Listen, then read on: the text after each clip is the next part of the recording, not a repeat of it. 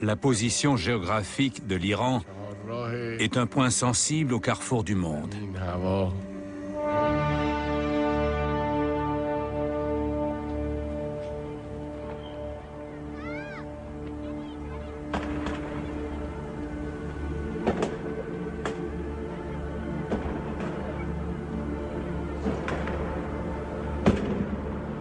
Alors que tombe la nuit, parmi les rumeurs de la fête, un chant d'espérance monte des quartiers populaires de Téhéran.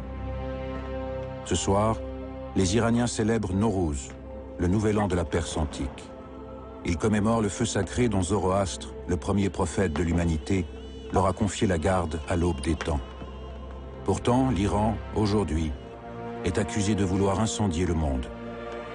Depuis 1979, l'Iran a embrasé l'islam et enflammé le Moyen-Orient. Il a défié l'Amérique, menacé l'Europe, contesté l'ordre mondial. Depuis la révolution islamique, l'Iran fait peur. Pourtant, la guerre entre l'Iran et les grands empires dure depuis 100 ans. C'est une guerre pour la domination des feux secrets de la Terre, une guerre qui a pour objet le pétrole et pour enjeu le nucléaire. En voici l'histoire sur un siècle. L'histoire d'un peuple venu du fond des âges qui continue de chercher sa voie entre la religion et la révolution, la domination et l'indépendance, l'Orient et l'Occident. Voici l'histoire d'une puissance dévoilée.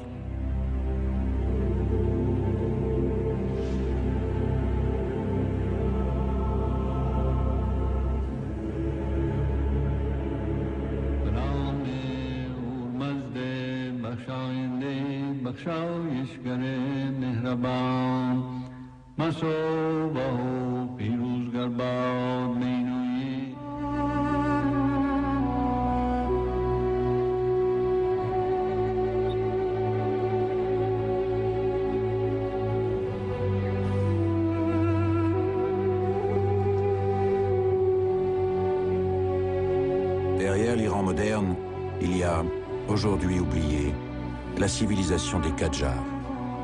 C'est ici, au palais du Golestan, que cette dynastie, au lendemain de la Révolution française, tâche de ressusciter la gloire passée de Darius, des routes de la soie et de l'islam chiite.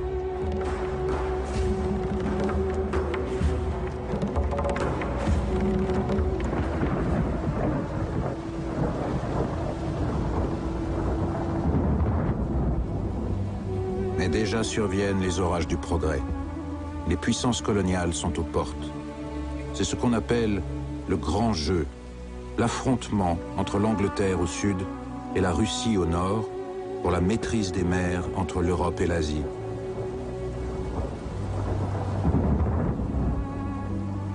Déjà la Perse, prise entre l'Irak, le Caucase et l'Afghanistan, est une poudrière. Et déjà la Perse, qui s'appellera bientôt l'Iran, doit se soumettre à l'étranger.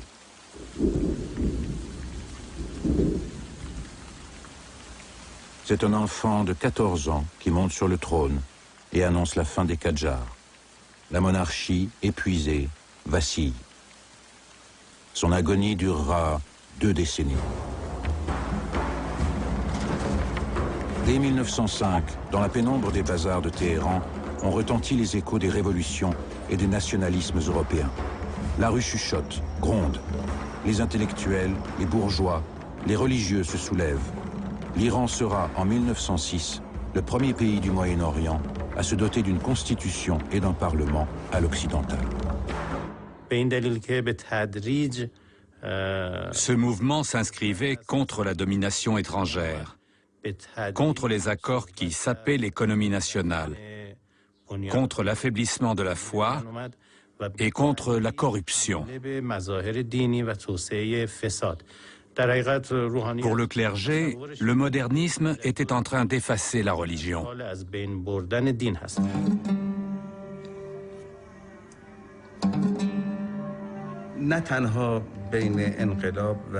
Au début, religion et révolution n'étaient pas contradictoires.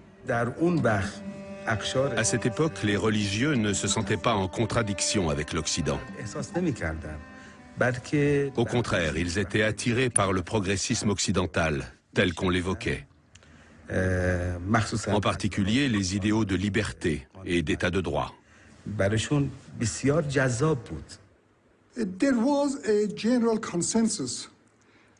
Il y avait un consensus général parmi les leaders religieux et laïcs.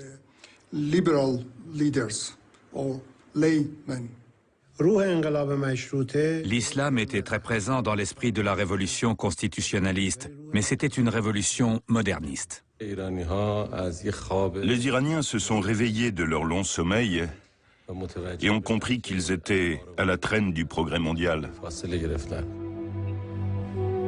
Pourtant, la modernité ne viendra pas de l'alliance entre l'islam et la démocratie. C'est la découverte du pétrole qui va révolutionner le XXe siècle.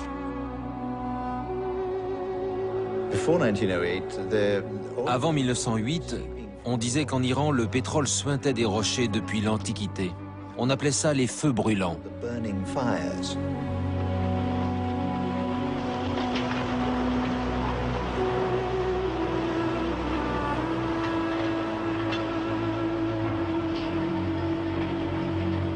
Le pétrole, c'est une malédiction pour tous les pays qui le découvrent.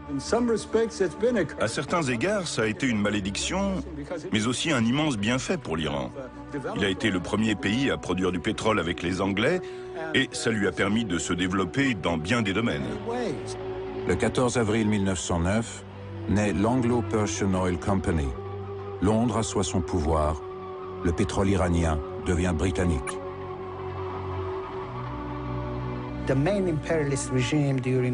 Le Royaume-Uni, à l'époque, avait le régime le plus impérialiste du monde. Il essayait de contrôler la politique iranienne et, à travers l'industrie pétrolière, il prétendait également contrôler l'avenir économique de l'Iran.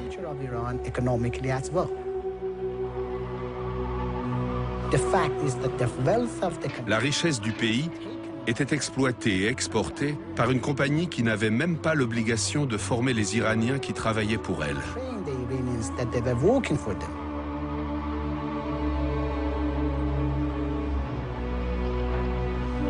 Alors que l'Europe sombre dans l'horreur des tranchées et que la Russie plonge dans le bolchevisme, la Perse s'enfonce dans le chaos.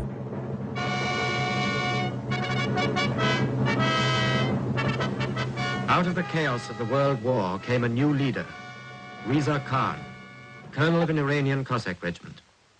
In 1921, Reza Khan, with a handful of men, marched into Tehran and assumed direction of affairs.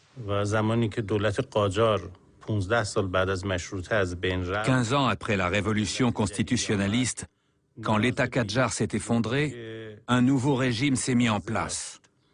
Celui-ci avait besoin d'une nouvelle idéologie politique, de valeurs et de pensées nouvelles.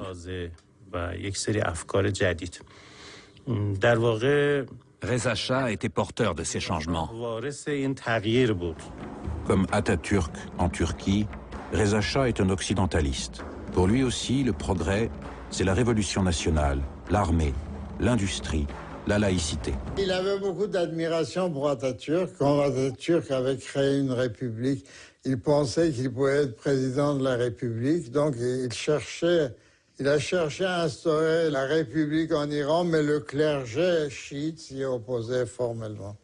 Un antagonisme est apparu entre Reza Shah et le clergé. After 1,300 years, the women of Iran have been emancipated. They may go about unveiled, free to mix with other men and women, and to take part in the life of their country.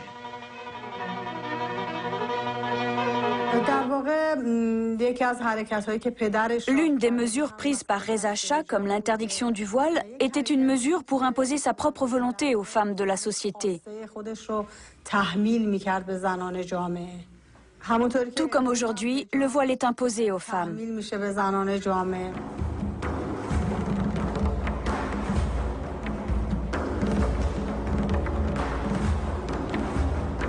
Reza Shah a mis en place un système éducatif qui s'inspirait des écoles et universités occidentales. C'est ce que les groupes religieux n'ont pas apprécié.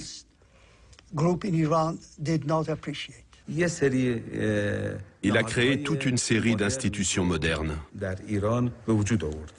Il a imposé ses mesures, mais il a remis le pays debout. Dans sa marche forcée vers la modernité, Reza Shah revient aux origines. Contre le clergé chiite, il ressuscite Darius, Zoroastre et Persépolis. La Perse devient l'Iran, la terre des Ariens. L'islam ne doit plus être qu'un souvenir.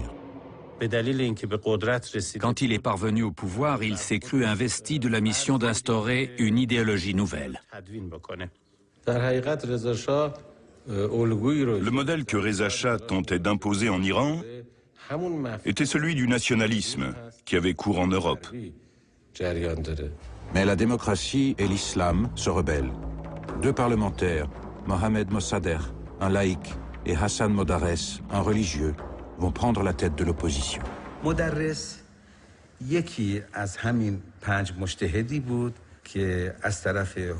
était l'un de ces 5 religieux choisis parmi les plus grands théologiens de l'époque pour représenter les écoles coraniques au Parlement et contrôler ce dernier. As far as Modarres was concerned, Reza Shah was... Pour Modarres, Reza Shah était l'homme des Anglais, et non le nationaliste qu'il prétendait être. Mossadegh est exilé, Modarres emprisonné, puis sommairement exécuté. Reza Shah, inflexible, vient de réveiller le mythe fondateur de l'islam chiite, cet islam des déshérités qui a permis à la Perse de rester elle-même en sublimant les idées de résistance et le martyre. Par sa mort, Modarres entre dans la légende des imams sacrifiés au nom de Dieu et au nom du peuple. Aujourd'hui, en Iran, on célèbre la date anniversaire de son assassinat comme le jour du Parlement. La période où Reza Shah a été au pouvoir a vu l'Iran entrer dans le XXe siècle, à un moment où la plupart des pays se développaient et progressaient.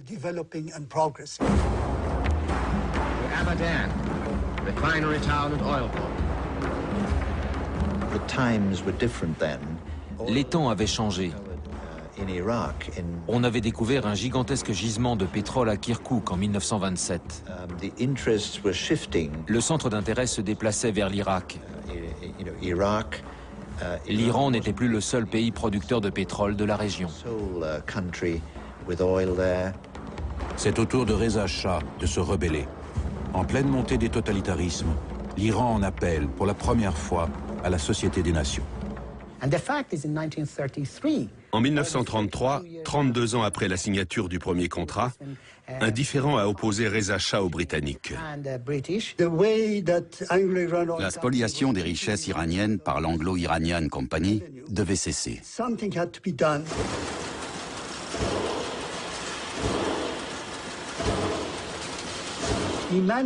Reza Shah est parvenu à faire changer certaines clauses du contrat. Ce dernier, d'une durée initiale de 60 ans, a fini par être rallongé à 90 ans.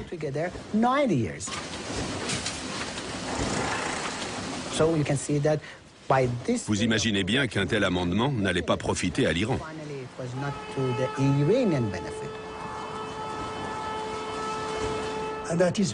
C'est pourquoi l'idée de la nationalisation du pétrole a commencé à faire son chemin dans les cercles politiques iraniens. La défaite est morale, politique, économique. Reza Shah croit desserrer l'étau britannique et soviétique en introduisant un troisième partenaire, l'Allemagne. Mais avec l'arrivée de Hitler au pouvoir, les vertiges de l'Europe enfièvrent à nouveau Téhéran. Reza Shah pensait que s'il collaborait avec l'Allemagne et profitait de sa technologie et de son savoir-faire économique, il permettrait à l'Iran d'accéder à la neutralité.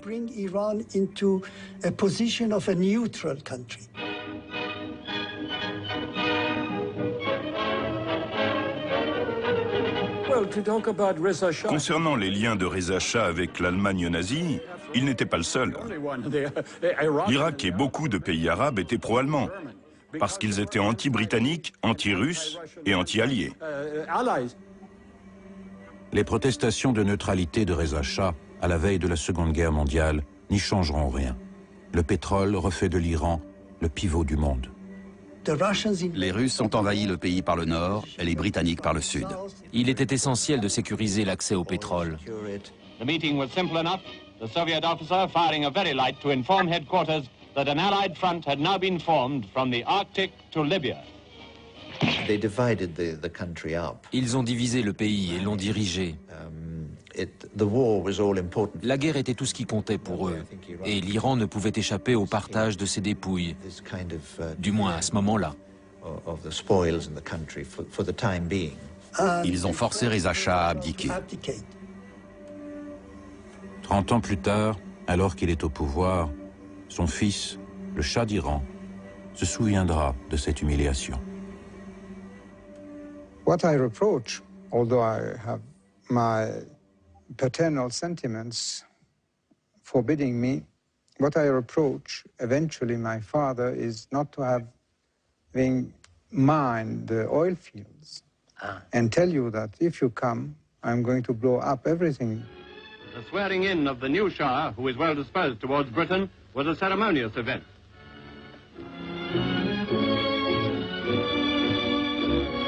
Inside, in the presence of the cabinet and army chiefs, he took the oath and signed his name for the first time as Shah of Persia.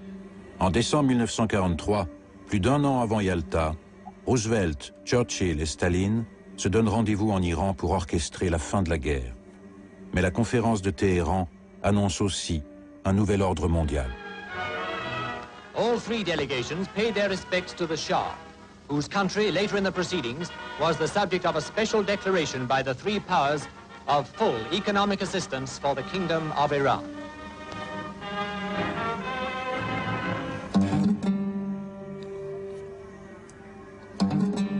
Après Yalta, le monde s'installe dans la guerre froide. Partout, Washington affronte Moscou. L'Europe de l'Est, l'Asie, le Moyen-Orient leur servent de théâtre et l'Iran de répétition générale. L'Iran et l'Amérique ont toujours entretenu des relations aigres-douces, et l'histoire de ces relations appelle une relecture.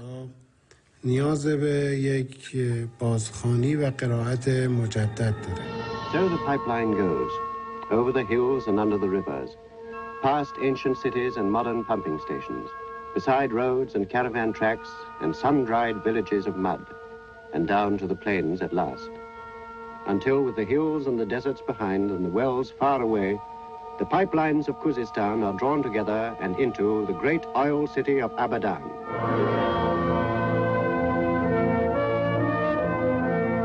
Abadan. Many people know the name now in terms of argument and uncertainty, who never saw the place, nor really knew that such a curious, complex city stands there in the delta of Tigris and Euphrates. A great temple to the 20th century god of oil, a nerve center of the Middle East. And yet, less than a lifetime ago, there was only the desolate, unpopulated desert and an empty island. C'est un drame planétaire qui va se jouer là. Un drame dont les acteurs vont tour à tour être les vainqueurs et les vaincus. C'est une tragédie dont chacun d'entre eux croit détenir la clé.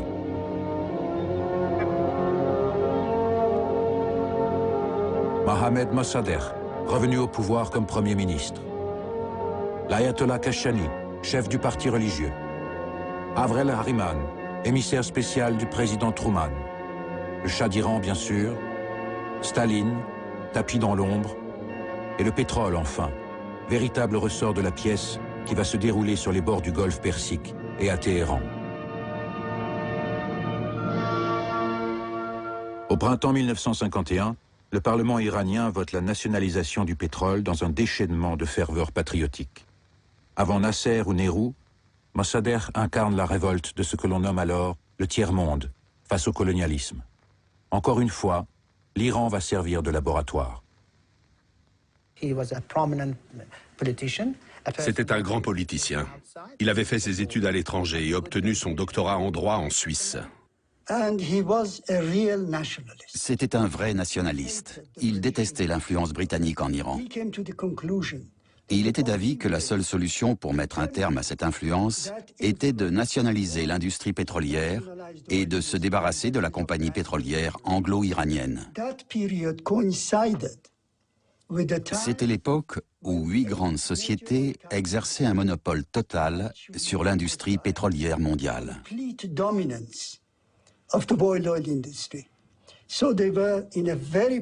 Elles étaient très puissantes et en mesure de lutter contre le projet de nationalisation de Mossadegh. The Persians think that by nationalizing oil they are going to get rich.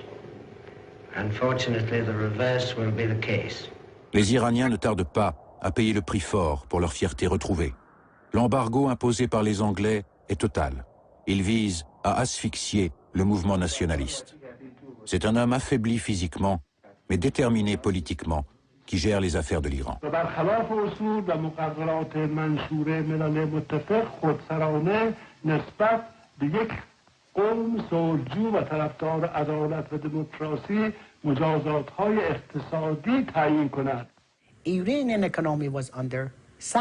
L'économie iranienne était soumise à des sanctions sur le pétrole. C'était le premier embargo de ce type de l'histoire. Et ces sanctions ont privé le pays de recettes à l'exportation.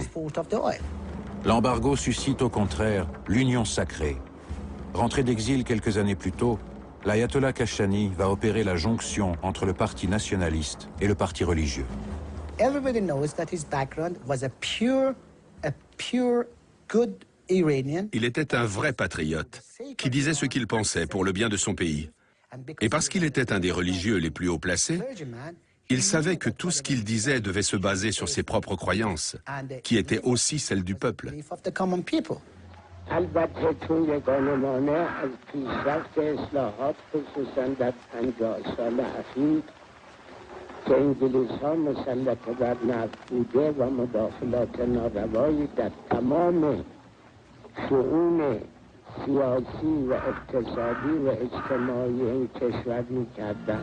Les délégués du gouvernement pour la nationalisation ont pris l'avion pour rencontrer les envoyés britanniques.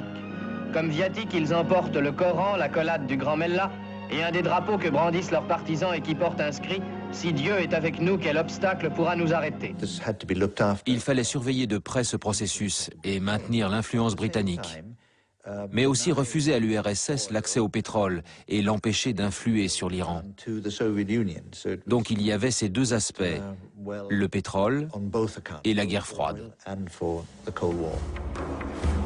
Car un autre parti veille, lui aussi héritier des idéaux révolutionnaires de 1905. C'est le parti Tudeh, le parti communiste, qui, pour le compte de Moscou, agite la rue.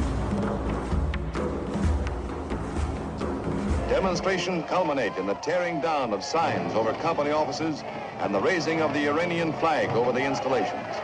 Desperate mediation efforts are made as Britain appeals to the International Court in The Hague and receives a temporary injunction against the seizure.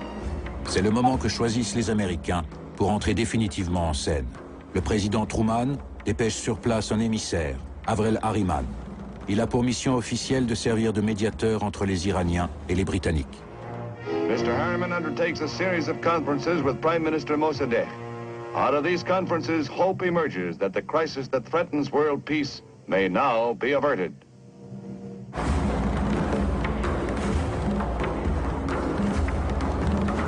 Comme ils l'ont déjà fait en Corée, comme ils le feront bientôt au Guatemala, en Indonésie et au Vietnam, les Américains vont choisir d'intervenir en Iran. Leur but est d'abord de contenir le danger soviétique. Mais à Abadan, ce jour-là, Avrel Harriman contemple surtout l'irrésistible déclin des vieilles puissances européennes.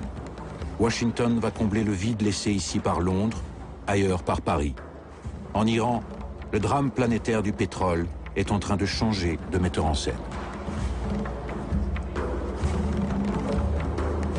À l'automne 1951, Mossadegh donne une semaine au personnel anglais pour quitter les lieux. Evacuation of women and children by air is stepped up as tension rises. The last 300 British technicians are evacuated a day before the deadline set for their expulsion by the Iranian government. And with their departure, the whole free world faces two problems: that of a depleted oil supply and a possibility of a war-provoking incident in the Near East. The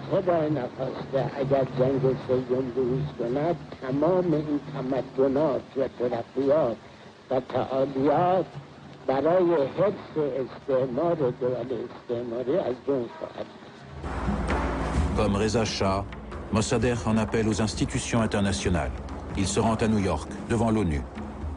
After we've heard them, after we've heard the representative of the Iranian government speaking for his government, if his statement does not appeal to us, then we can postpone. But to postpone without giving them a chance to be heard would be a violation of the spirit of the Charter.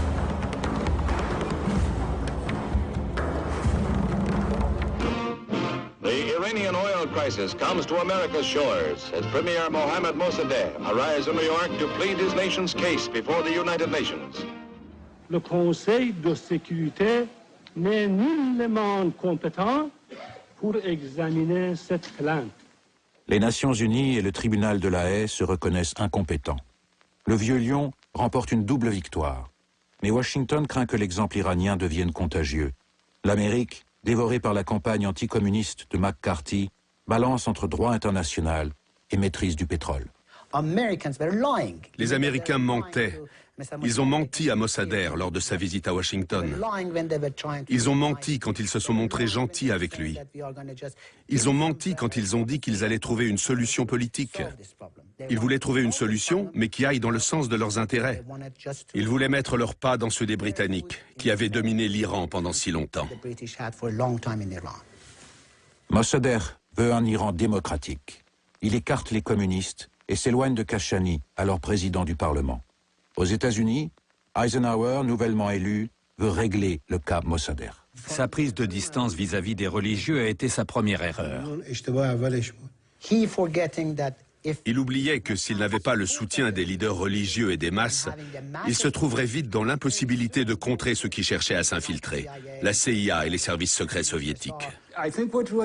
Mossadegh utilisait le Parti communiste pour équilibrer les forces, en jouant un parti contre l'autre. Mais je ne crois pas qu'il était un sympathisant du Today. Mossadegh était un problème pour les États-Unis et pour les Britanniques. C'est alors que s'est produit l'un des épisodes les plus sombres de l'histoire contemporaine de l'Iran, le coup d'État. Le coup d'État a été organisé par la Grande-Bretagne et les États-Unis, principalement par les Américains sur la fin. Quel était le plan? Renverser le gouvernement nationaliste, qu'il soit bon ou mauvais, qu'il soit en conflit ou pas avec les leaders religieux. Cette méthode était la panacée pour l'agence à l'époque. Ça avait tout l'air d'une arme magique, ces actions secrètes menées par la CIA.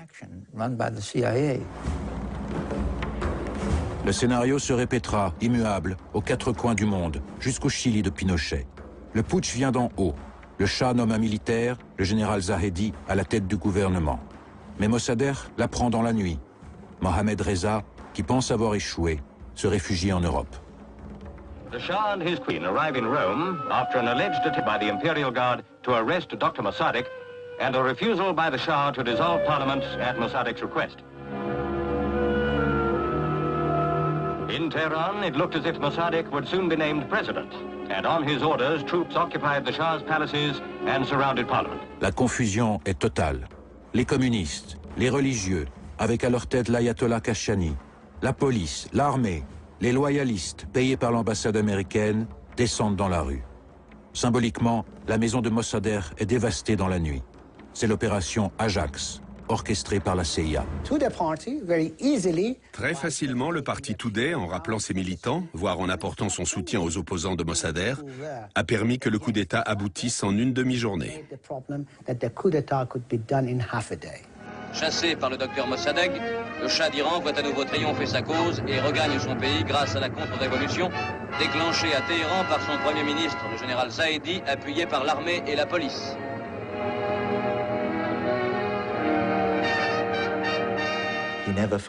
Il n'a jamais oublié.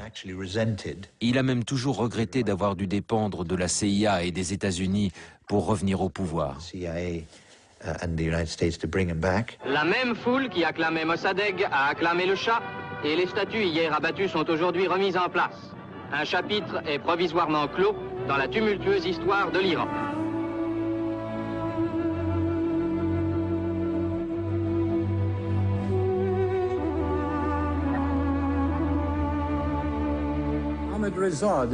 Mohammad Reza, le fils de Reza Shah, était à ses débuts quelqu'un d'assez faible. Mais d'une manière ou d'une autre, il s'est endurci. Peut-être la CIA, en le ramenant au pouvoir, l'a-t-elle incité à se durcir et à instaurer un régime autoritaire mou. Ce qu'il a fait. Ce n'était pas du tout le cas sous Mossadegh.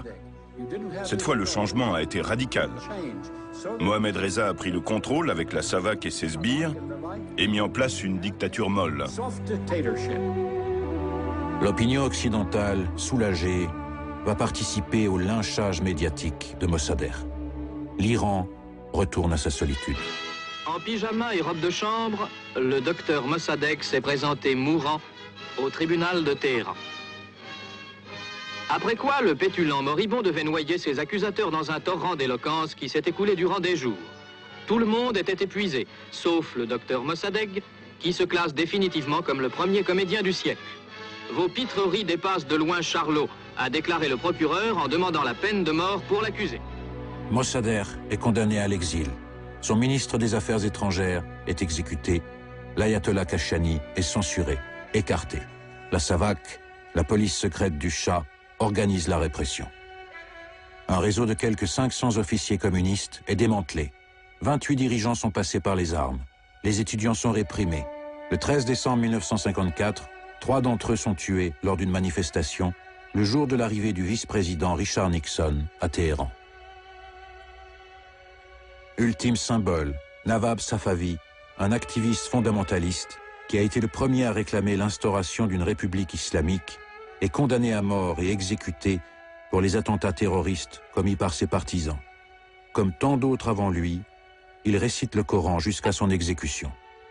L'Iran chiite tient ses nouveaux martyrs.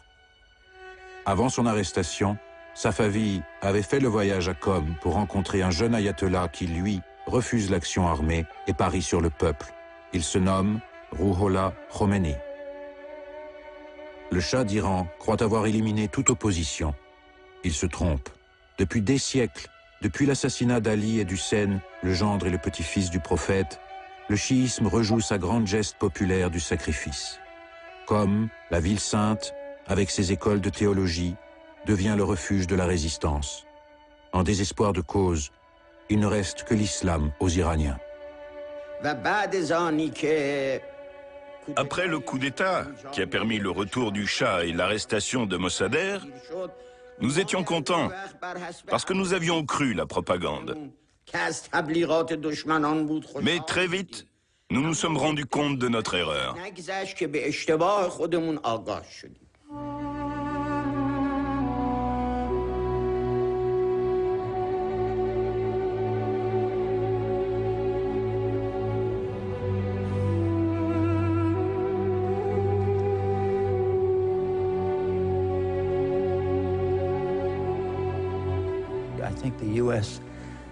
Les États-Unis n'ont pas du tout réalisé à quel point il était offensant pour le peuple iranien de remettre le Shah sur le trône. Ça a empoisonné les 25 années qui ont suivi. Pour diriger les pays, nous cherchions des gens qui ne contribueraient pas à l'expansionnisme de l'Empire soviétique.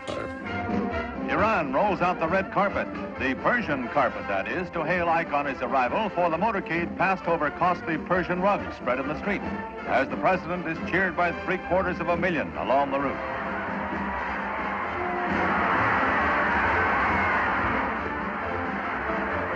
At the Royal Palace, Shah Pahlavi adds to the presents Ike received in the course of his historic mission, a portrait that will go to the Eisenhower Museum in Abilene. Had a very real feeling at that time that À l'époque, nous avions le sentiment que le nucléaire était une source d'énergie importante pour le monde. 72 countries are represented at the Atomic Conference promoted by the United Nations. Oil, coal and all other power sources except atomic energy approached exhaustion, said Conference President Dr. Baba. It shows the absolute necessity of finding some new source of energy if the light of our civilization is not to be extinguished because we have burnt out our fuel reserves. Le programme Atoms for Peace est stratégique. En plaçant l'Iran au cœur du pacte de Bagdad, le pendant oriental de l'OTAN, l'Amérique veut encercler l'URSS. Plus que jamais, Téhéran est satellisé par Washington, qui donne à l'Iran son premier réacteur nucléaire. Urbanisation, industrialisation, militarisation. Le Shah d'Iran veut, à son tour, asseoir la grandeur de l'Iran sur le modèle occidental. En ce début des années 60, le jeune Shah inexpérimenté, mis en place par les Alliés en pleine guerre mondiale, a laissé place à un autocrate déterminé. Lui qui se veut un monarque éclairé, sait-il seulement qu'il apparaît comme un dictateur du tiers-monde? La redoutable machine araignée qu'il est devenu finit par inquiéter jusqu'à son protecteur.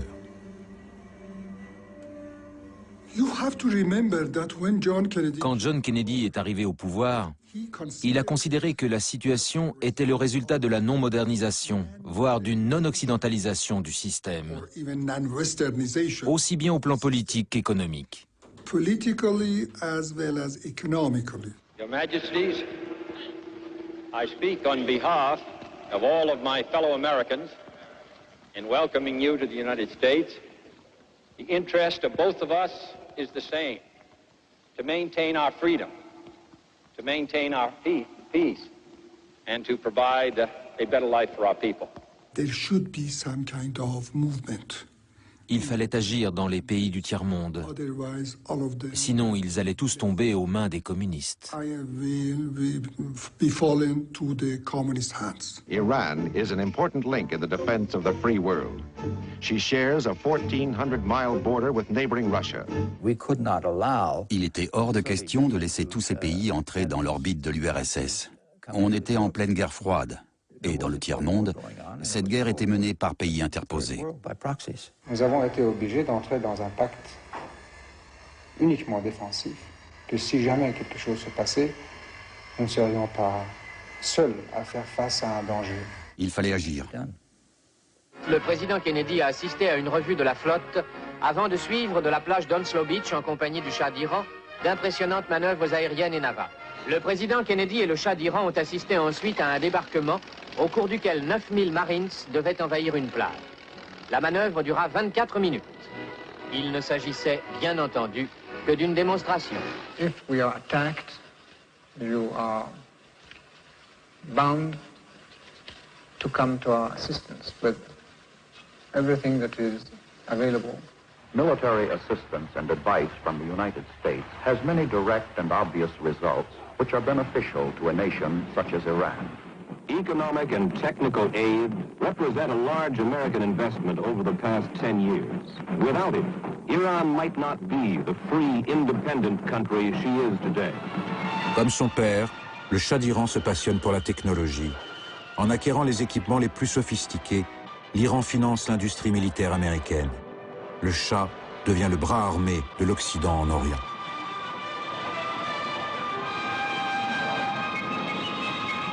Être l'un des grands de la planète. Cet objectif est déjà en passe d'être atteint dans le domaine militaire. Le Shah consacre au problème militaire une attention toute particulière. Ses achats massifs par milliards de dollars ont mis à la disposition de l'Iran un arsenal considérable et ultra perfectionné. Téhéran et Israël ont commencé à développer des relations très étroites. En matière de sécurité aussi, on a établi des liens avec les Iraniens. On leur a vendu du matériel militaire et ils étaient favorables à la mise en œuvre de programmes conjoints. Nos deux pays se sont beaucoup rapprochés, ce qui a eu des conséquences stratégiques considérables. Des rencontres au sommet ont eu lieu entre le Shah et les dirigeants israéliens. On y discutait beaucoup de l'avenir du Moyen-Orient, sur comment il allait devenir un havre de paix, de sécurité, de tranquillité et d'espoir, et non une région sous le contrôle de quelques éléments arabes sunnites extrémistes. C'est à cette époque que l'ayatollah Khomeini fait son entrée dans l'arène intellectuelle qui s'était constituée avec l'arrivée de Mohammad Reza Pahlavi. Au début, l'imam ne voulait pas de changement de régime. Il conseillait seulement au Shah de mettre un terme à ses relations avec le sionisme, avec Israël. Ne sois pas l'esclave de l'Amérique, lui disait-il. Soumets-toi aux lois islamiques et tu resteras roi. Mais le roi des rois doit se plier à la nouvelle Amérique de Kennedy. Il faut faire de l'Iran une vitrine du libéralisme. Il met fin à la loi martiale, privatise la presse, donne le droit de vote aux femmes. Et surtout, le Shah lance la réforme agraire. C'est la révolution blanche. C'est une sorte de révolution socialiste qui part d'en haut, qui part de l'échelon suprême. Oui, tout à fait. Parce qu'il y a 20 ans, j'avais dit à des gens ici chez nous, et puis même ouvertement, que, écoutez, si nous n'arrivons pas à donner à notre peuple et au pays une évolution par en haut, nous devrons nous attendre à une révolution par en bas. Ce qui a mis, évidemment, contre le Shah, toute l'aristocratie terrienne, mais aussi toute l'église chiite, car les mollahs étaient parmi les plus grands propriétaires terriens de l'Iran. Le but était de faire pression sur les leaders religieux, surtout en les stigmatisant, et essayer d'instaurer un régime où la politique serait séparée de la religion. Voilà en quoi consistait leur révolution. Le clergé chiite, avec à sa tête l'imam Khomeini, craignait le despotisme de Mohammad Reza.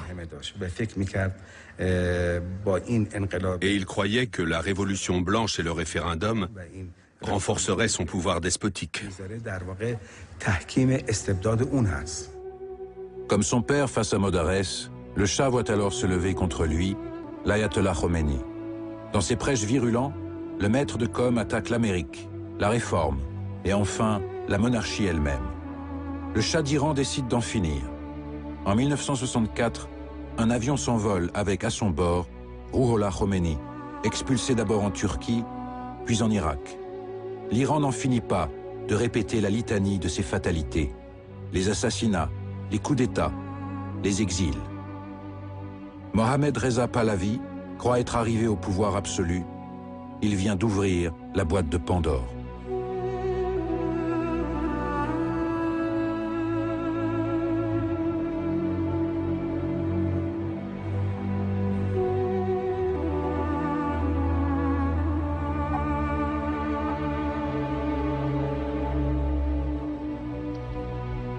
En cette année 1967, tel Napoléon, le roi des rois s'auto-couronne, lumière des Ariens.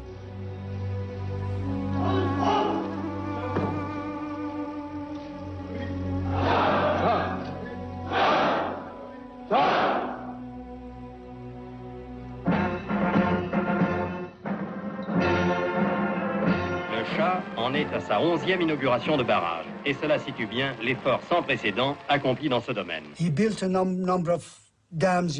Il a fait construire un bon nombre de barrages hydroélectriques en Iran. L'État est devenu le magicien, le sourcier qui frappe de son bâton la province déshéritée, construit un barrage, collecte l'eau et fait les frais d'une vaste installation d'irrigation. But we want to couple modern technology with the spirit of our old civilization, 3,000 years old.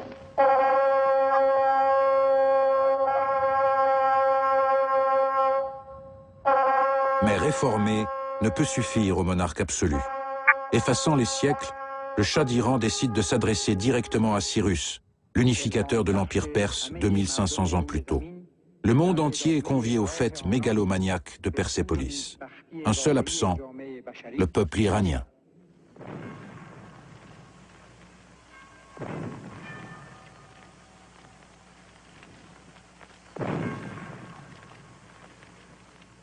In a voice charged with emotion, the Shah addressed the spirit of the long-dead king. شاهنشاه ایران و از جانب ملت من O Cyrus, great king, king of kings, Achaemenian king, king of the land of Iran, I, the Shahanshah of Iran, offer these salutations from myself and from my nation. L'heure du règlement de compte est arrivée. l'Iran a recouvré sa gloire. Imitant une fois de plus son père, le Shah s'insurge contre l'étranger. La crise pétrolière de 1973 va lui donner l'occasion de démontrer sa puissance.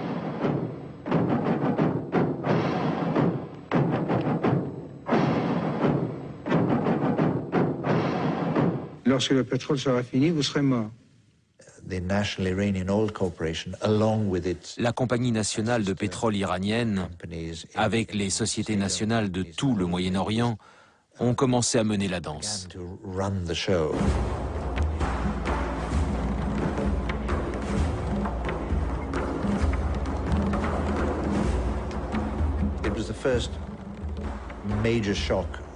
Ça a été le premier grand choc pétrolier. Les prix ont augmenté de 400% en 2 ou 3 mois. Combatif, pugnace, déterminé, arrogant même, Mohamed Pahlavi tient tête à la planète, multipliant interventions, déclarations et entretiens. Le Shah s'empare des médias. Les économies vacillent. Le roi du pétrole se rêve maître du monde.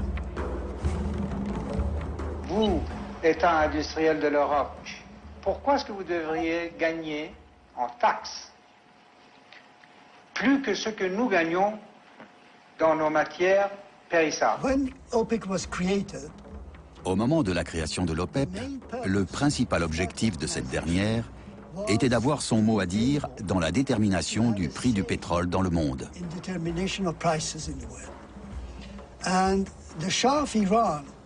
Et le Shah d'Iran était favorable à un durcissement de l'organisation.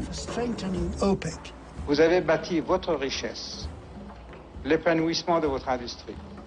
Et tout cela simplement à cause de ce pétrole bon marché qui vous venait à flot.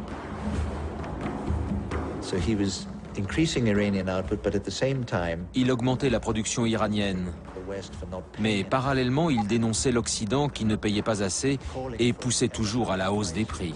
Aucune industrie qui puisse avoir un caractère de cartel, de trust, ne devrait être dans la main des particuliers pour ne pas créer des cartels. Il y avait beaucoup d'accords de cette sorte, d'accords secrets. Mais le cartel était puissant. Les pétroles devraient être dans la main de l'État, et non de compagnies qui ont fait des profits de 500, 600, 700% cette année. Personne n'en dit rien.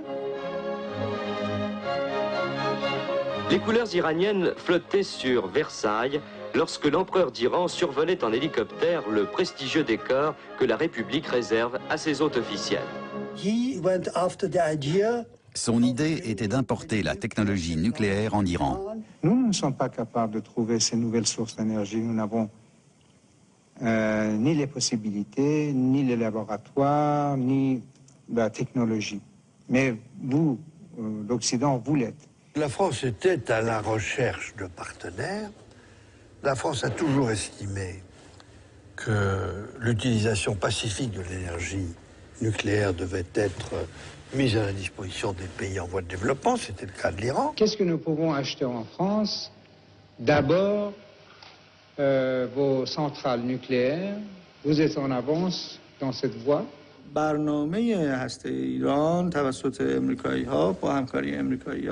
Le programme nucléaire iranien s'est mis en place en coopération avec les Américains, puis avec les Français, aussi bien dans le cadre d'échanges d'étudiants que dans la création d'infrastructures liées au programme nucléaire iranien. Le Shah d'Iran, poursuivant sa politique d'investissement industriel, vient d'acquérir 25% du capital d'Eurodif. En somme, après l'achat de 2 centrales nucléaires, des accords de coopération technique entre les 2 pays, c'est le tour du combustible nucléaire.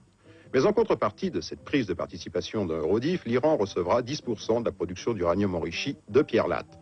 De plus, le Shah vient d'accorder un prêt d'1 milliard de dollars que recevra le commissariat énergie atomique, ce qui, avouons-le, mettra du beurre dans les épinards pour développer le programme nucléaire français.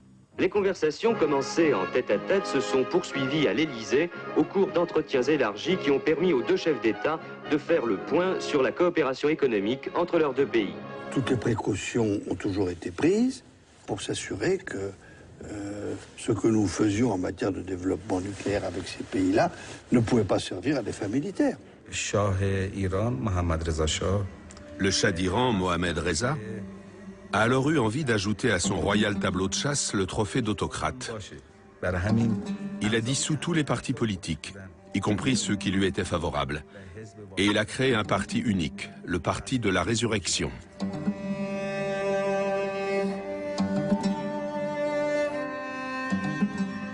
Iran would not have made progress, obviously, in a truly democratic. Well, what is democracy anyway? Democracy? Yes. How do you define democracy? Don't we have democracy in the United States? Well, not according to what the Greeks used to say in the public places. We elect our leaders. You are not elected. Yes, but how do you elect your leaders? According to Watergate, it's a special kind. You will acknowledge that the United States is a much more democratic society than in Iran. Than your own, than Iran. Yes, but what do you mean by democracy? Again, I mean freedom of thought. I mean freedom of expression. To what freedom extent? Of the press. To what extent? I mean electing leaders. I mean opposition. To what extent? Well, to what extent? You. Yes, to what extent? If it is a self-destructive, masochist kind of thing that will permit you all kind of fraud and corruption, you have it. A permissive democracy. Son style de vie, l'image qu'il donnait de sa famille, ses promenades en Occident, ses séjours dans les stations de ski, faisaient apparaître un personnage, une famille, un entourage qui n'avait plus aucun rapport avec la population iranienne. Et lui a vécu dans l'illusion qu'il était populaire. On poussait devant lui des paysans qui lui baisaient la main et il s'imaginait qu'il était populaire. Nous avions une fausse impression de stabilité et de sécurité. Rendez-vous compte que c'est le 1er janvier 1978 que Jimmy Carter a fait son célèbre discours.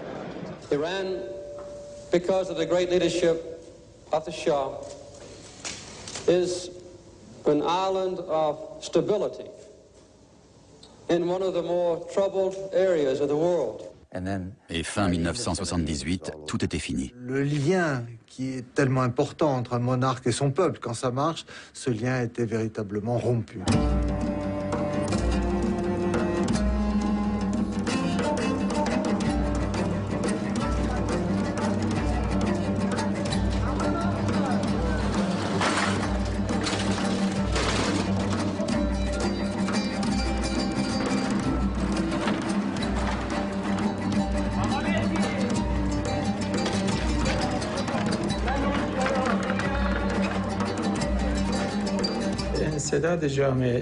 Il a fini par apparaître que l'obstacle sur lequel butait la société était l'absolutisme. Chacun nourrissait une rancœur particulière. L'un pensait que sa religion était bafouée, l'autre sa liberté, un autre dénonçait les inégalités ou la corruption.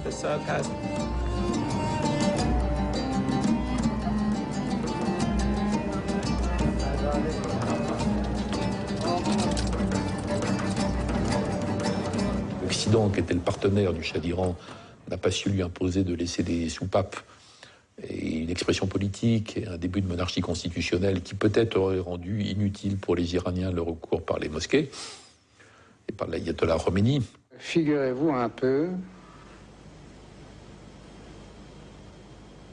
de ce qui se passerait si l'Iran adoptait une attitude non amicale avec les pays de l'Ouest, disons.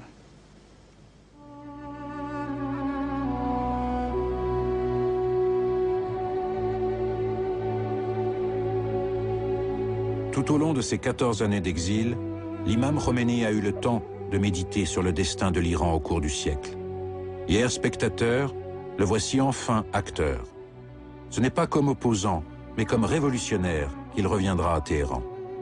Bientôt, pour le monde entier, il incarnera l'islamisme.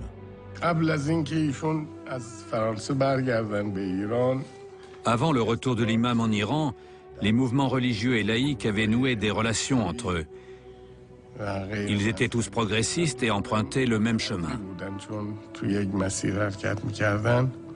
Et dans les prisons où moi-même j'ai été, il y avait toutes sortes de tendances politiques. La première révolution a été menée par les étudiants, pas par les mollahs. Eux s'en sont emparés par la suite.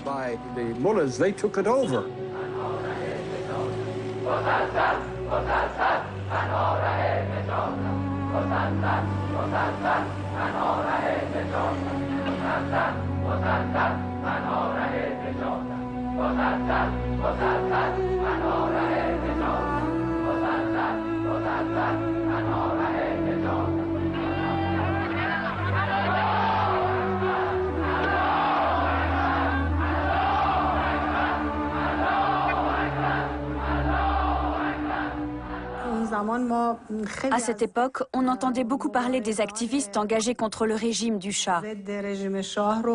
On apprenait qu'ils étaient arrêtés, torturés. Are you satisfied with the methods which SAVAK uses to get confessions and to get convictions? Because they're also very much criticized. They are improving more and more every day. You have been accused of torturing people too in the UK. We're not proud of it. Well, On ne voyait pas dans le régime du Shah un régime ouvert au dialogue et capable de mettre en œuvre les réformes auxquelles aspirait le peuple. Mais vous considérez systématiquement toute opposition à votre personne, à votre régime? pas du tout, je parle simplement du marxisme, soi-disant marxisme. Parce qu'il existe à notre connaissance en tout cas une opposition religieuse assez forte aussi. Non, ça c'est pas sérieux. Mais le Shah, aveuglé par le jeu entre Moscou et Washington, ne comprend pas que le monde a basculé. Or, en Iran, comme partout au Moyen-Orient, la révolution est désormais religieuse.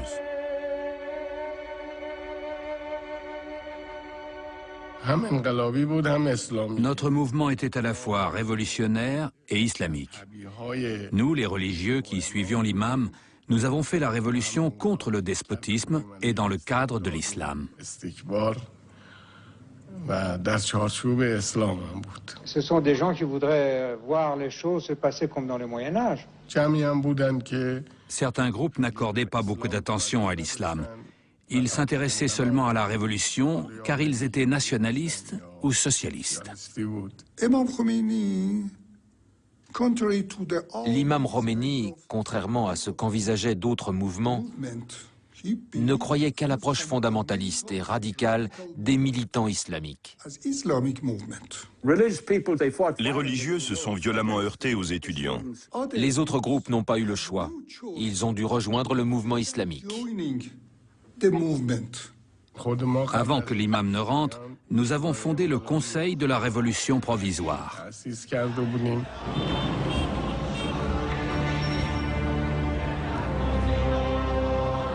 Le 7 septembre 1978, pour la première fois, les manifestants réclament le départ du Shah et le retour de l'imam Khomeini. Le soir même, le couvre-feu est décrété. Le lendemain, le vendredi 8 septembre, l'armée ouvre le feu sur la foule, rassemblée place Jalais.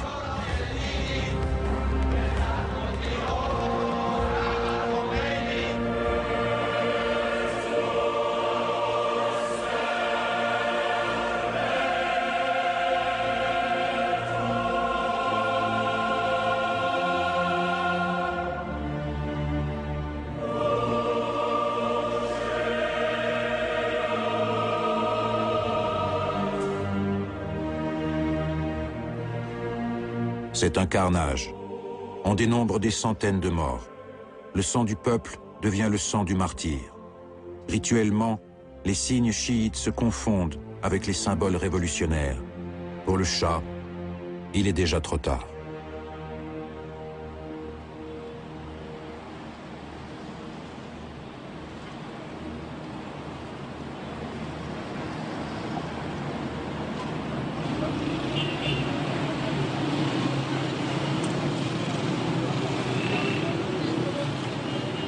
Naturellement, il faut aller vers une démocratisation.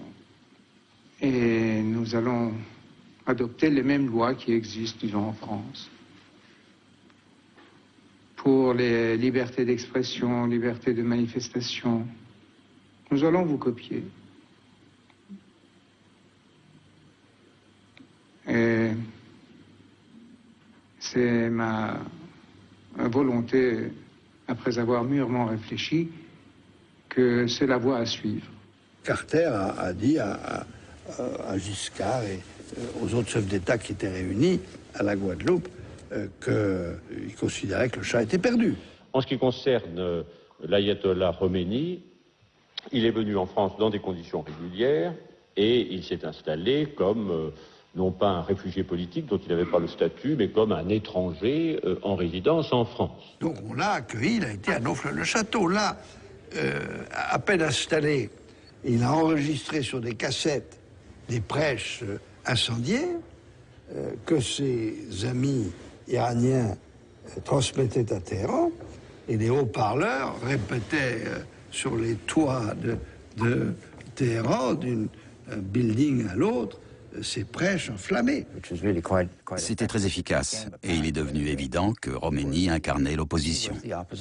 Khomeini, obviously, used religion to... Il a utilisé la religion pour soulever les foules. Il a donné une voix au peuple. Il a structuré ses ressentiments qu'il a traduits en termes religieux, aussi bien qu'anti-occidentaux. C'est au tour de Mohamed Reza Pahlavi de prendre le chemin de l'exil. Depuis le début du XXe siècle, l'Iran vit au rythme des tremblements de terre.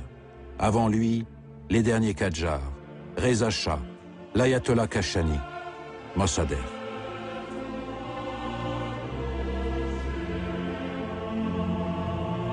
Au moment du départ, se souvient-il que sur ce même tarmac de l'aéroport de Téhéran, il avait fait rapatrier de l'étranger la dépouille de son père. Le roi des rois quitte à jamais la nation de Darius. Il s'efface devant le retour de cet islam chiite qu'il avait voulu éradiquer. There might have been tears in the eyes of the Shah as he left Iran for what could be the last time. But there was nothing but sheer delight on the faces of the demonstrators who took to the streets of the capital in their thousands to celebrate the departure of the man they have hated for so long.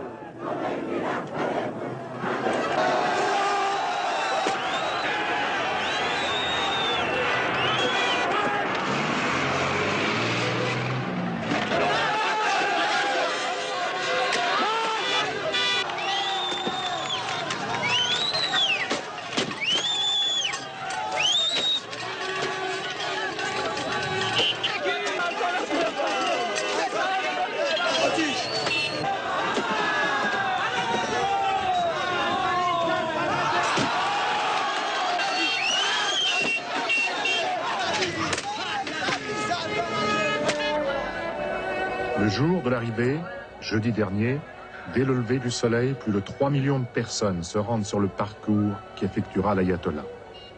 Des milliers de paysans venus souvent de fort loin campent à l'entrée de Téhéran depuis une semaine.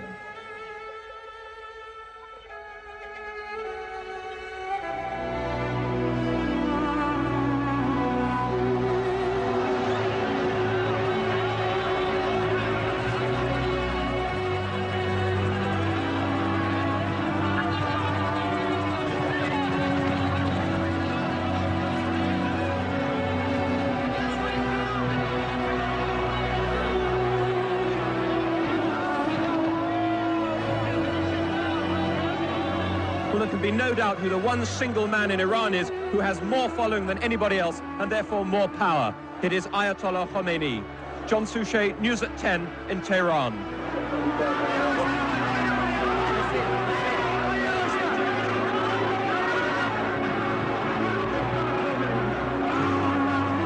Il est arrivé à transmettre à l'Occident une image de gentil gourou plaidant pour l'harmonie universelle et le bonheur des peuples.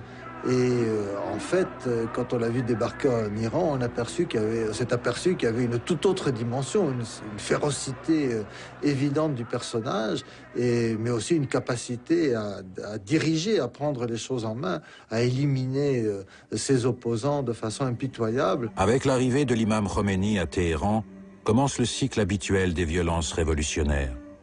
Au nom des factions les plus dures, l'ayatollah Khalkhali organise les purges. Le tombeau de Reza Shah est détruit par les gardiens de la Révolution.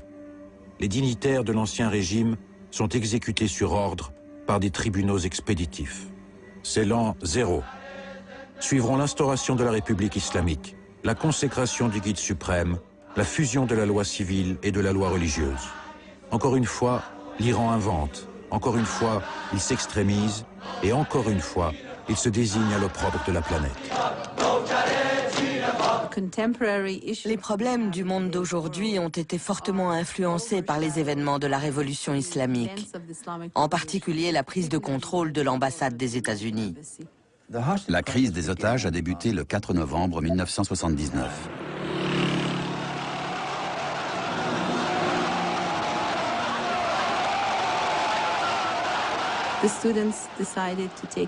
Les étudiants ont décidé par eux-mêmes d'entrer en action en tant que mouvement révolutionnaire étudiant. L'initiative avait pour but d'empêcher tout complot contre la République islamique, pour sauvegarder et sécuriser l'intégrité de la révolution.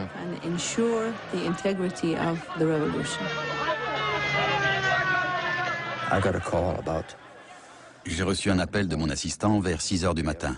Je dirigeais alors la division des opérations de la zone Moyen-Orient. Ses mots exacts ont été « Ils sont en train d'escalader le mur ». Des activistes envahissaient l'ambassade.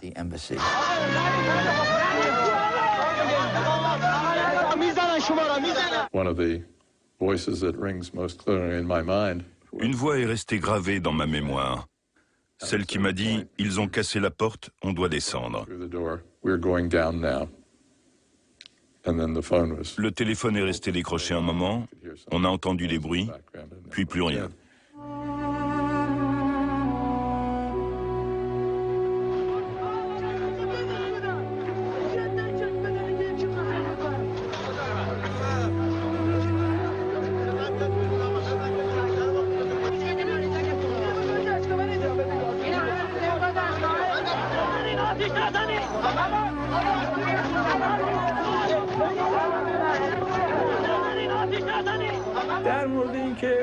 Étions-nous conscients de violer un territoire étranger? Oui, nous en étions conscients.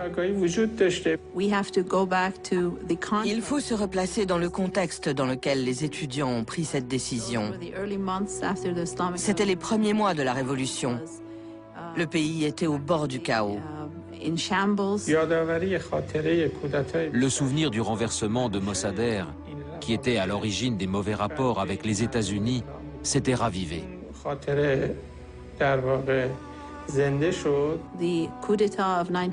Le coup d'État de 1953 contre Mossadegh a été un épisode très sombre de notre histoire. Il a conduit à des années de domination étrangère, de colonialisme et de dictature. Nous étions conscients dès le départ du ressentiment que gardaient les Iraniens du coup d'État de 1953 et du rôle des États-Unis. L'événement était resté profondément gravé dans la mémoire collective. Les étudiants ont senti qu'une fois de plus, la révolution était menacée par l'étranger et que l'histoire pouvait se répéter.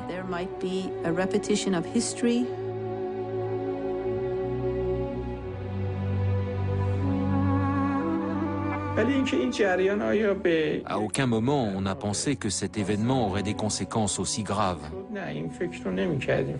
On pensait que ce serait l'affaire de quelques jours. Il n'y avait eu aucun précédent dans le monde.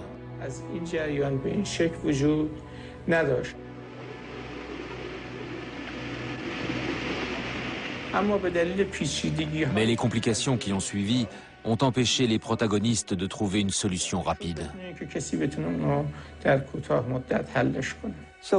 Finalement, après plusieurs mois, on a mis sur pied une opération qui, tout en nous évitant une guerre ouverte, nous permettait de libérer les otages. La soi-disant tentative de sauvetage a tourné au désastre pour le gouvernement américain. Cet épisode a été très humiliant pour les États-Unis. Les commandos américains sont anéantis par une tempête de sable. Ultime humiliation, en libérant finalement les otages, Khomeini favorisera l'élection de Reagan à la Maison-Blanche. Mais ces carcasses fumantes d'hélicoptères annoncent déjà d'autres guerres. Qui a gagné dans l'affaire de l'ambassade américaine? Qui a perdu? Cette affaire a-t-elle pu nuire à la révolution, briser l'élan révolutionnaire de l'Iran, freiner la progression de la révolution islamique iranienne dans la région? Quel est le rapport entre l'affaire de l'ambassade et le déclenchement de la guerre Iran-Irak?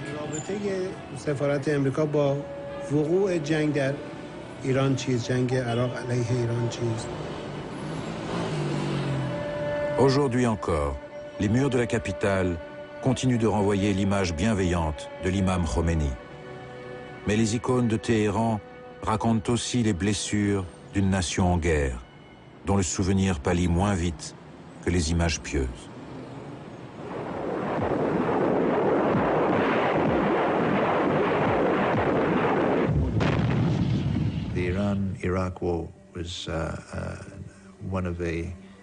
La guerre Iran-Irak a été l'une des plus violentes de l'époque. Et elle a opposé deux des plus gros producteurs mondiaux de pétrole. La production iranienne a souffert, tout comme la production irakienne, parce que le conflit s'est essentiellement déroulé autour des gisements au nord du golfe Persique.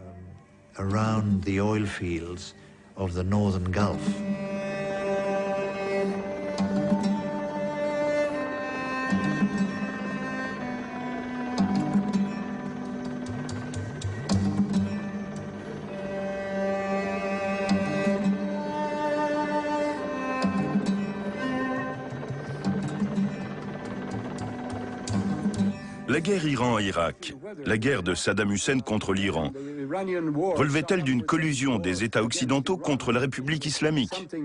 Sans aucun doute.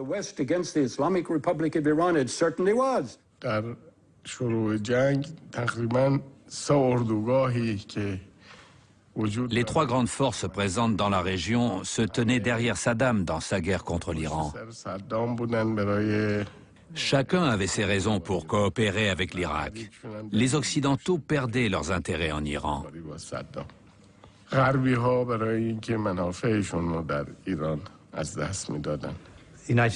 Les États-Unis ne voulaient pas d'un Iran victorieux qui aurait dominé la région. Quant aux pays réactionnaires du Moyen-Orient, ils avaient peur de voir la révolution se propager chez eux.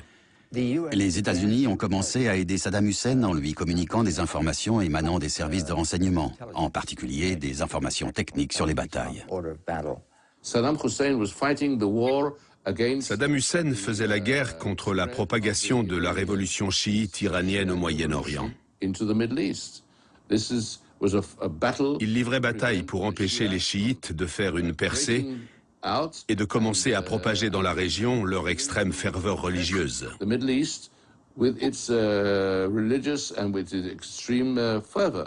peut dire qu'en Occident, la peur de la révolution islamique et de ses répercussions possibles dans l'ensemble du monde arabo-musulman l'emporte assez nettement sur les critiques qu'on peut concevoir à l'égard du régime de Saddam Hussein, qui a encore à l'époque l'image d'un régime certes très autoritaire et très dur, mais moderniste. Les Américains avaient le sentiment, erroné à mon avis, que les Iraniens posaient plus de problèmes que les Irakiens. Nous étions seuls.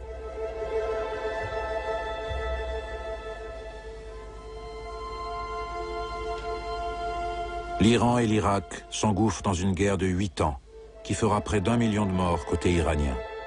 Comme en 14-18, c'est une guerre de tranchées, de gaz, de massacres, mais aussi de mobilisation populaire. Des millions de volontaires rejoignent l'armée révolutionnaire. Le ciment national est trouvé. La religion de l'Iran, c'est l'Iran.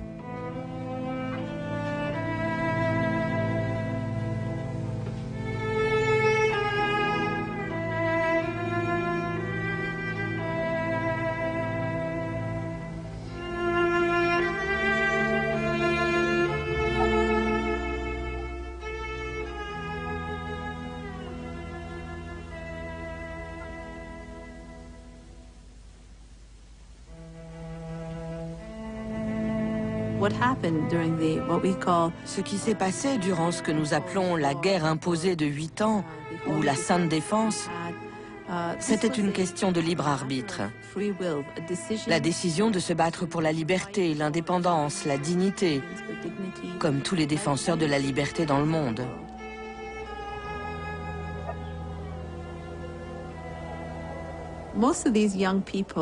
La plupart de ces jeunes ont grandi sous le régime du Shah.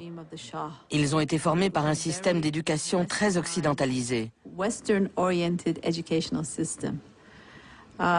Ils n'étaient donc pas ce qu'on appelle des zélotes de l'islam, des fanatiques.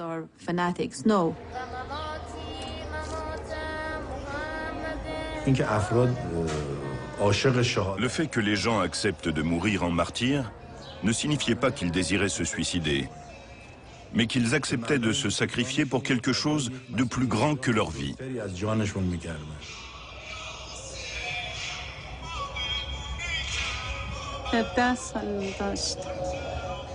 Il n'avait que 17 ans. La guerre, les batailles le galvanisaient. On lui a demandé d'attendre d'avoir l'âge du service militaire. Il a dit non, je veux aller au front. Il est tombé en martyr en 1983.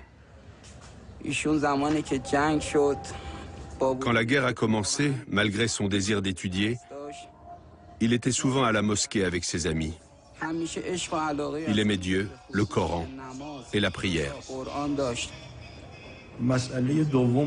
L'autre point essentiel de la guerre a été l'identité nationale. Cela faisait longtemps que les Iraniens avaient perdu la leur, qu'ils avaient perdu le prestige de leur grandeur passée. Ils cherchaient une occasion de se retrouver et la guerre a permis cette réappropriation. C'était le premier conflit qu'ils gagnaient depuis 2 siècles. De tous ceux qui sont présents ce jour du souvenir au cimetière des martyrs, combien d'entre eux ont perdu un frère, un père, un fils, un ami?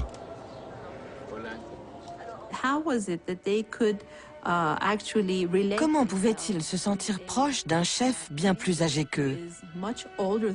L'imam Khomeini avait alors 75 ans. Comment ces jeunes de 19-20 ans ont-ils pu établir ce lien spirituel?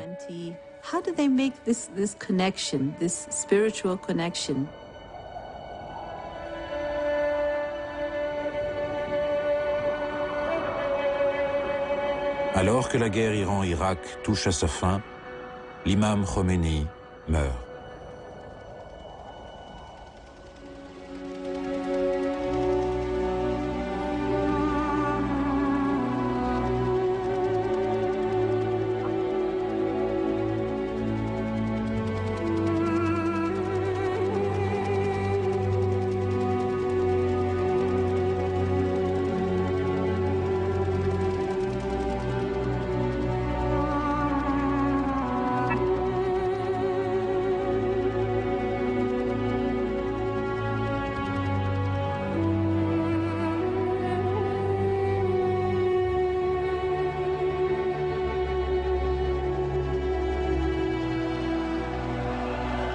Avec la mort de leur guide, c'est un siècle d'espérance trompée que pleure une nation enfin rassemblée, mais désormais orpheline. Tout à leurs cris et lamentations, comment les Iraniens pourraient-ils imaginer que leur deuil, comme leur révolution, terrifie le monde? Depuis 1979, l'Iran ne cesse de s'enfoncer dans la solitude. À l'extérieur, les guerres ouvertes se doublent de guerres secrètes. Otages du Liban, attentat de Paris, affaire Rushdie, affaire Eurodif, affaire Gorgi. L'opinion internationale place l'Iran au banc des accusés. Avec le retour du nucléaire, la confrontation monte en puissance.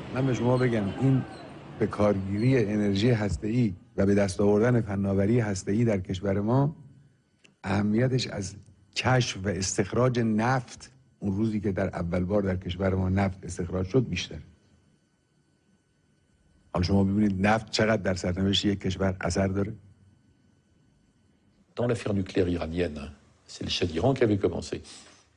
Soutien et applaudissements occidentaux. C'est l'ayatollah Khomeini qui arrête. On n'a pas besoin de ça. Et ce sont les Iraniens qui recommencent, le régime islamique qui recommence quand ils sont confrontés aux attaques irakiennes avec armes chimiques. Ce n'est pas une sorte de priorité d'une révolution islamique en furie. C'était une raison nationale. Comme au temps de Reza Shah et de Mossadegh, les puissances internationales reprennent le chemin de Téhéran. L'Europe, la Russie, la Chine s'entremettent. La discorde continue. سخن گفتیم به این سخن هم میگیم و حق قانونی ماست و این که ایران هم مثل همه کشورها به خصوص ایران با ملت بزرگواری که داره حق دارد که همه فناوری‌های مدرن رو داشته باشه و البته اون رو در خدمت صلح به کار بگیره. Et voici de nouveau la ronde des grandes instances mondiales, à commencer par l'Agence internationale de l'énergie atomique, avec une seule question. Que veut vraiment l'Iran? ایران اصلا دنبال سلاح هسته‌ای نبوده که حالا بخواد اونها کنار بگذاره. Les armes de destruction massive sont catégoriquement interdites par l'islam. On ne peut pas non plus se fier totalement à une déclaration de ce genre pour que cela lève toutes les inquiétudes. Et même si on faisait de la casuistique islamique, on sait qu'en casuistique islamique, il y a des choses qui sont interdites, mais que dans les cas d'urgence, dans les cas de nécessité vitale, eh bien, on peut revenir là-dessus. En signant le traité de non-prolifération, l'Iran s'est engagé à ne pas fabriquer d'armes nucléaires. Pensons-nous qu'il en fabrique ou qu'il en a l'intention? Bien sûr que oui. La bataille des images et des mots fait rage. L'Iran souffle le chaud et le froid. Surtout, la guerre, la vraie, s'instaure dans la région. Partout. Constante. Obsédante. Éclate la première guerre du Golfe. Les missiles lancés par Saddam Hussein sur Israël annoncent le monde de l'après-communisme.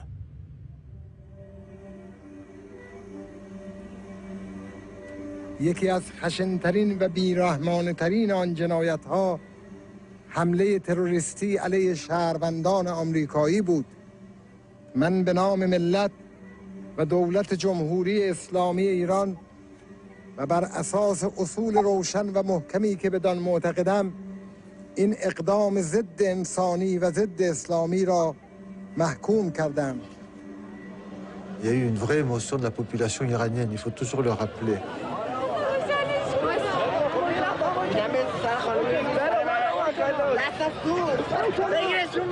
C'est l'époque où les Iraniens spontanément sont descendus dans la rue avec des petites bougies allumées, où le gouvernement a eu quelques phrases de condoléances, où les mollahs, dans leur prêche du vendredi, ont cessé pendant plusieurs semaines de lancer des appels à la mort de l'Amérique. Ce qui est étrange, c'est la réaction des États-Unis à ce comportement au fond assez humain et prévisible de la part des Iraniens, qui exprimaient leur compassion pour les victimes de la tragédie du 11 septembre.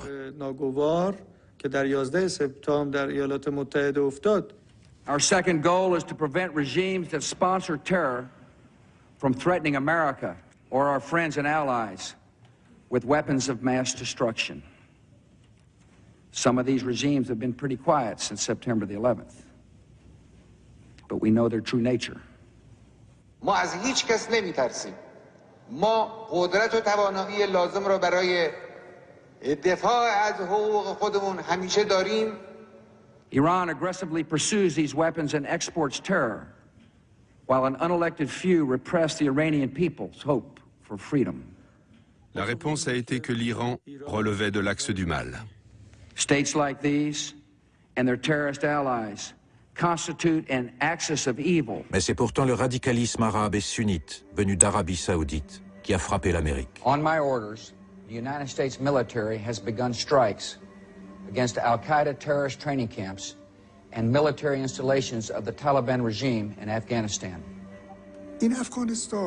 L'Afghanistan est le cimetière des empires, c'est bien connu.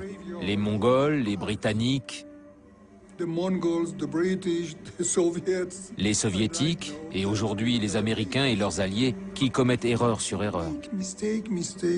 À l'époque de l'intervention américaine en Afghanistan, les Iraniens ont donné de sérieux coups de main aux Américains à l'époque. Mais ce qui s'est passé, il y a une espèce de malheureux hasard, c'est comme une espèce de tango. Là. Quand il y en a un qui fait un pas en avant, c'est l'autre qui fait un pas en arrière. Jusqu'à présent, on n'est jamais arrivé à ce qu'au même moment, il y ait un moment suffisamment favorable pour que des deux côtés, on soit dans le même état d'esprit.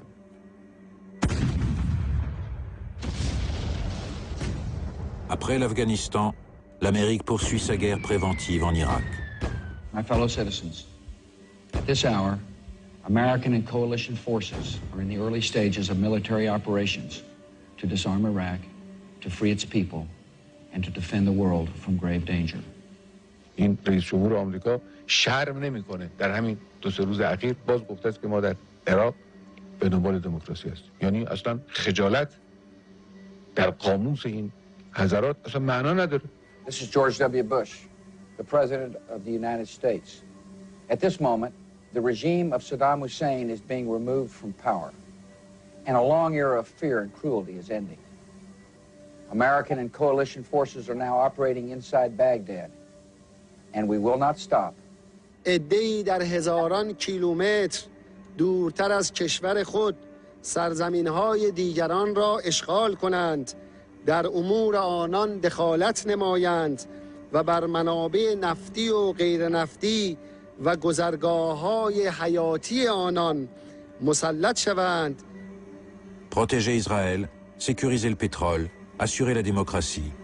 La politique de Bush au Moyen-Orient passe par la fin de l'Iran islamique.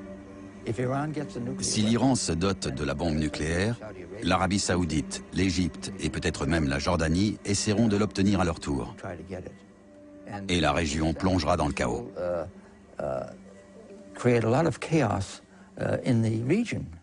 Their leader is a danger to his own people, to the region, to the world.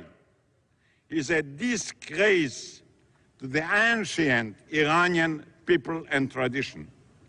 Is a disgrace to the values of Islam and all religions.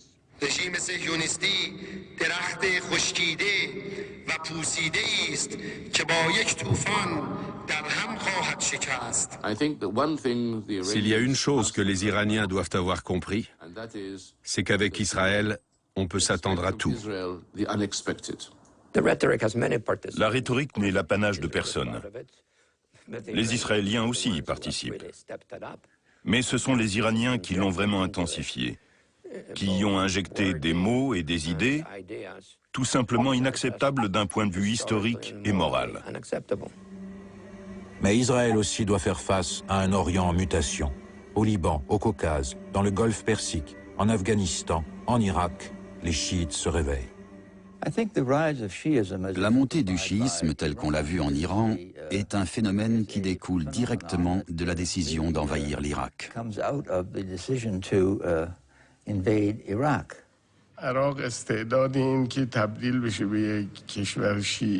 L'Irak peut devenir chiite.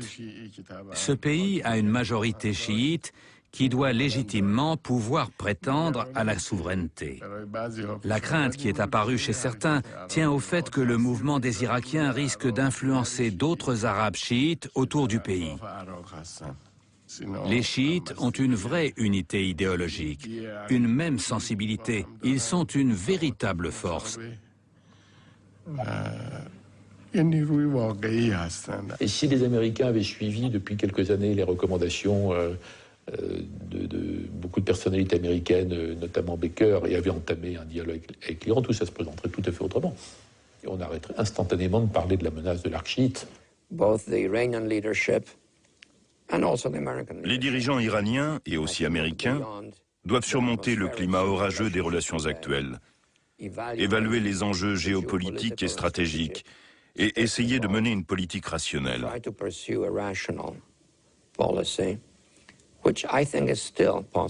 C'est encore possible avec un peu plus de détermination et de rationalité de part et d'autre, avec un peu moins de rhétorique et surtout moins d'insultes et de menaces.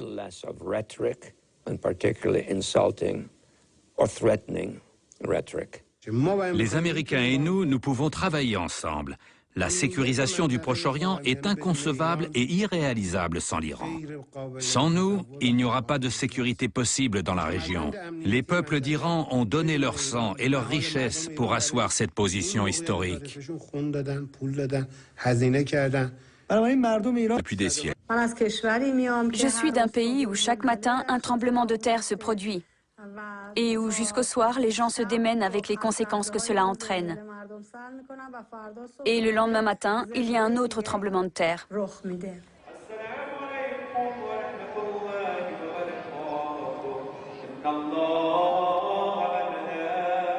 En 100 ans, l'Iran a tenté toutes les expériences du XXe siècle. Il a été le premier pays du Moyen-Orient à se doter d'un parlement, à nationaliser ses ressources, à provoquer une révolution islamique. Comme hier, l'Iran sera sans doute un laboratoire du monde de demain. Pour sa grandeur et pour son malheur, il a eu le pétrole et a voulu le nucléaire. Au cours de sa longue marche vers la modernité, le peuple iranien a lutté, souvent farouchement, pour garder son identité. La question n'est pas de savoir si demain nous aurons affaire à l'Iran, mais avec quel Iran nous aurons affaire. C'est une question essentielle pour les Iraniens, pour l'ensemble des musulmans et pour le monde entier.